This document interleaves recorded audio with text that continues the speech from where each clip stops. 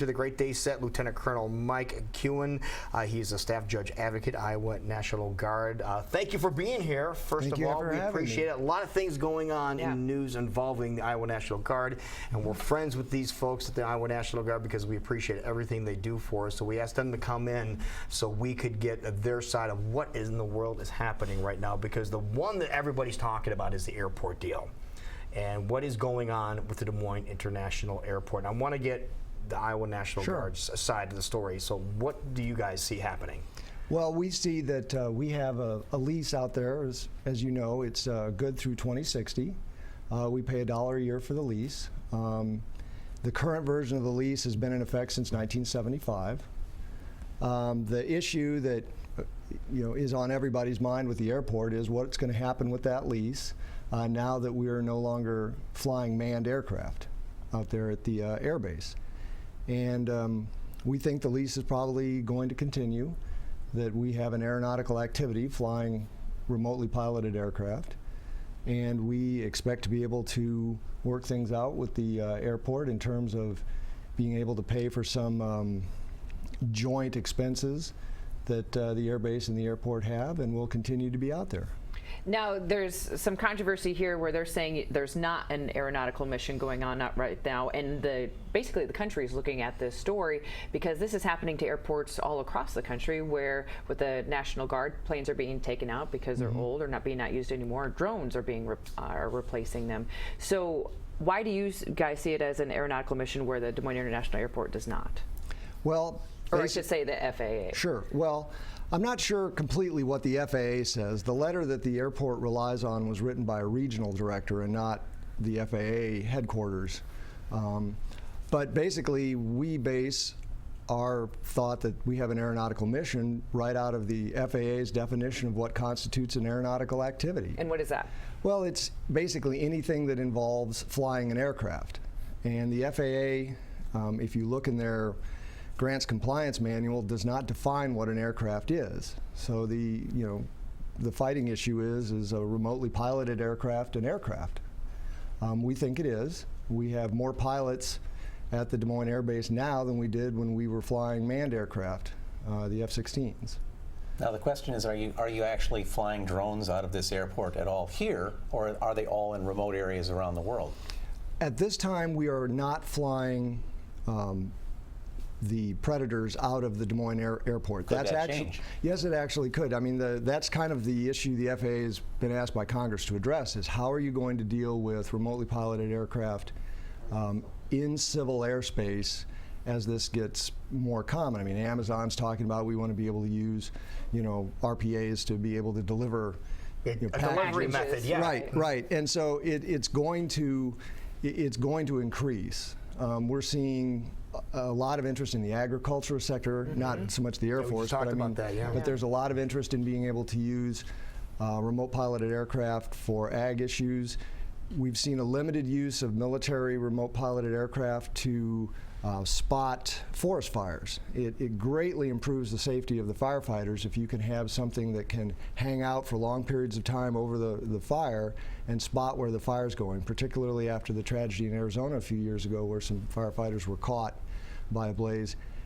Having that eye in the sky up there that can loiter for long periods of time and help with safety and help direct the firefighting efforts is really important. Okay, you mentioned that you want to sit down. Have you sat down finally with the airport and talked about possible ways to resolve the issue here or not? Over the last couple of years, we've had several meetings with them.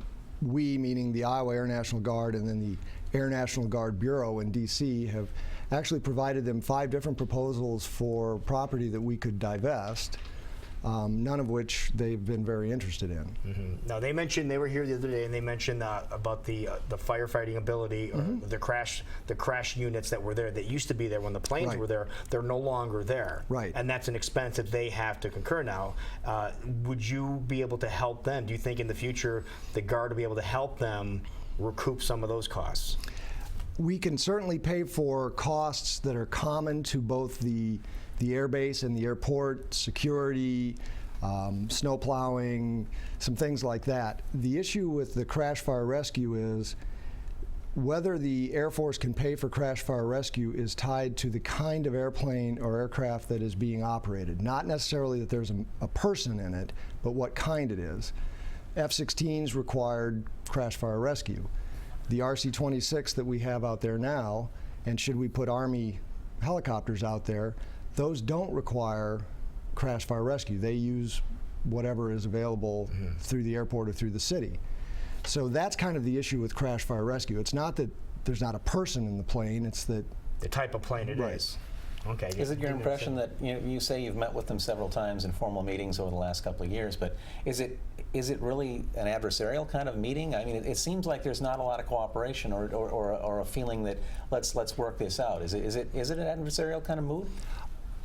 I don't think it's particularly adversarial. I think what it boils down to is the airport, excuse me, wants a particular part of the airbase for their expansion plans. That happens to be the same part of the airbase that we are looking at putting Army aviation into now that the F-16s are out. There's $100 million worth of investment in that part of the airbase by the federal government, and it makes sense, kind of being a good steward, to see if there's another military mission that we can put into that part of the airbase and use that infrastructure. On the other hand, if there's stuff out there that we don't need, being a good steward of the taxpayer's dollar, we should probably turn that over if there's no military need for it, and then it can be used for a better purpose, a more economical purpose or something. Got it. Yeah, we have Lieutenant Colonel Mike Kuehn joining us. Before we let you go, we need to get your thoughts on something the governor has recently done, Jackie. Right, so with the shootings that have happened here recently in Chattanooga, Tennessee, they're now saying that they want to make sure you guys can protect yourselves at your various stations. What is your feeling on this? Well, we're always looking at the threat, if you will, and what we need to do to make sure our personnel are safe.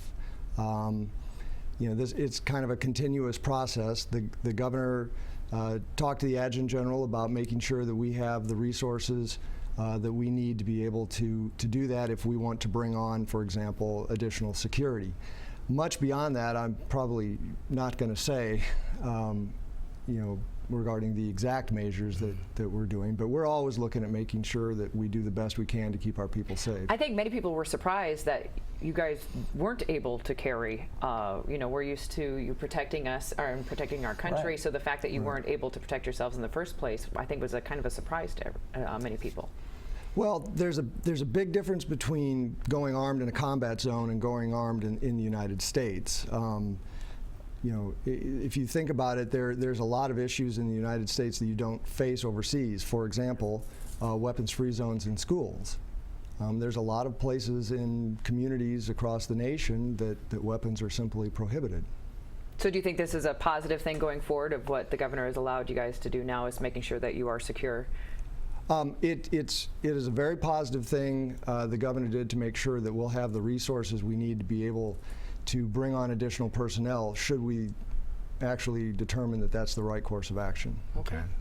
Lieutenant Colonel Mike Kuehn, thank you so much for being here. We appreciate you taking the time.